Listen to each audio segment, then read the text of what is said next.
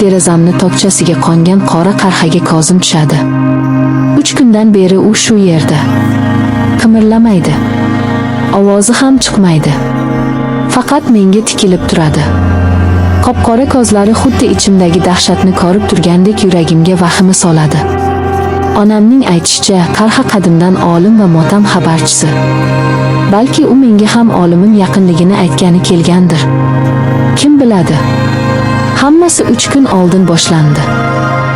Bizning mahallamiz eski shaharning chekkasida joylashgan. Hovlilar katta. Devorlari baland. Bir-birimiz bilan unchalik bordi-keldi qilmasdik. Lekin hamma bir-birini tanirdi. Ayniqsa bizning uyimiz yonidagi qo'shnimiz.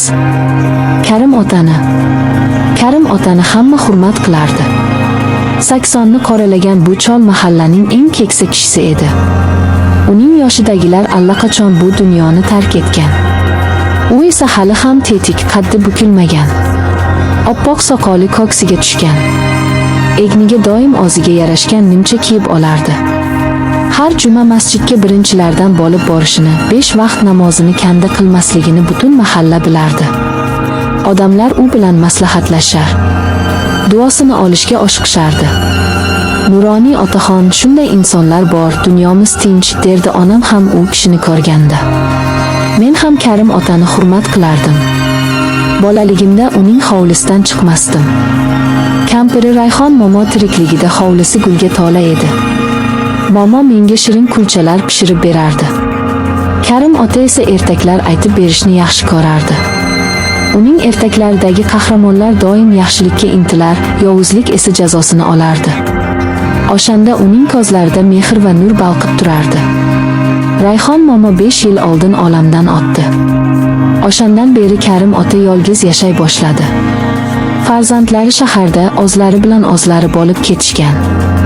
Haftada bir kelib xabar olishardi. Otaxon ko'pincha darvozasi oldidagi o'rindiqda xayol surib o'tiradi. O'sha kuni ham shunday o'tirgan edi. Kollejdan qaytayotgandim. Darvozamizga yaqinlashganimda u meni chaqirdi. Qizim, Nozima, 1 daqiqaga to'xtab o't dedi. Men to'xtadim. Labbay ota dedim jilmayib. Shu qizim, uydagi chiroq ochib qoldi. Nima bo'lganini tushunmadim. Bir qarab bera olasanmi?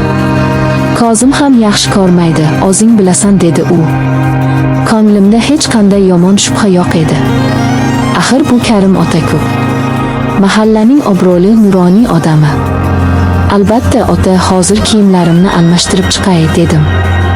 Uyimga kirib tezgina ust-boshimni almashtirdim. Onamga qo'shnimizning chirog'ini tuzatib berish uchun chiqayotganimni aytdim. Onam ham, yaxshi qilibsan, qizim, savob bo'ladi. Qariyaning ko'nglini olish kerak deb qo'ydi. Karim otaning hovlisiga qadam qo'ydim. Hamma yoq suv quygandek jimjit. Rayhon momoning gullaridan asar ham qolmabdi. Hovlining o'rtasidagi sori ham qarovsizlikdan bir ahvolda. Qani ota, qayerdagi chiroq dedim atrofga alanglab. Ichkarida qizim, yur dedi va meni uyga boshladi. Uyning ichi anchadan beri yig'ishtirilmagan dim va yoqimsiz hid kelardi. Eski mebellar, sarg'ayib ketgan pardalar. Bir paytlar Rayhon momo tirikligida bu uy qanchalar fayzli edi. Mana shu yer dedi u mehmonxonaga ishora qilib. Shu qandil yonmay qoldi. Men shiftga qaradim. Oddiy eski qandil. Hozir ota, balki lampochkasi kuygandir dedim va stulni olib ustiga chiqdim. Lampochkani buray boshladim. Lekin u butun ekan. Yo'q ota, lampochkasi joyida. Balki boshqa joyida muammo bordir dedim pastga tushib. Ha mayli qizim, qo'yaver. Ozim bir amallarman. Kel o'tir, bir piyola choy ichib ket dedi galati jilmayib. Men noqulay ahvolga tushdim. Yo'q rahmat ota, uyda ishim ko'p edi dedim tezroq chiqib ketishga cho'xlanib. Shoshma qizim, shoshma dedi va eshik tomonga yurdi. Men endi chiqib ketaman deb o'ylagandim. Ammo u eshikni ichkaridan qulflab qo'ydi. Yuragim shuv etib ketdi. Ota, nima qilyapsiz dedim ovozim titrab. U menga qarab o'girildi. Uning yuzida men bilgan o'sha nuroniylik va mehrdan asar ham qolmagandi. Ko'zlari galati yonardi, lablarida sovuq tabassum qotib qolgandi. Butunlay boshqa odamga aylangandi. "Qo'rqma qizim, qo'rqma", dedi u menga yaqinlashib. "Senga hech nima qilmayman." Ammo uning har bir qadami meni dahshatga solardi. Men orqaga tisarila boshladim. "Ota, iltimos, eshikni oching. Onam xavotir oladilar." U esa gapimga e'tibor bermadi. Yaqinlashib qo'limdan mahkam ushladi. Qarigan, tirishib qolgan qo'llari temirdek qattiq edi. "Sen juda chiroylisan, Nozima", dedi. Uning nafasdan kelayotgan badbo'y hiddan ko'nglim aynib ketdi. Men bor kuchim bilan uni itarib yubordim. "Tegmang menga", deb baqirdim. U bir lahza tentiraklab ketdi. Lekin keyin yanada g'azab bilan ustimga tashlandi. Men qarshilik ko'rsatdim, tipirchiladim, yolvordim, yig'ladim. Ammo uning quloqiga hech narsa kirmasdi. U meni sudrab narigi xonaga olib kirdi. O'zimga kelganimda xonada yolg'iz edim. Hamma yoqim zirqirab og'rirdi. Egnimdagi kiyimlarim yirtilgan, sochlarim to'zg'igan. Ruhim olgandi. O'rnimdan turishga majolim yo'q edi. Bir nuqtaga tikilib qancha yotganimni bilmayman. Bir payt eshikning taqillagani eshitildi. Onamning ovozi keldi. "Karim ota, Nozima shu yerdanmasmi?" Yuragim orqaga tortib ketdi. O'rnimdan sakrab turdim. Oynadan qarasam, onam darvoza oldida turibdi. Karim ota esa sorida xotirjam choy ichib o'tirardi. Ha, qo'shni shu yerda edi. Chirog'imni tuzatib berdi-da, hozirgina chiqib ketdi.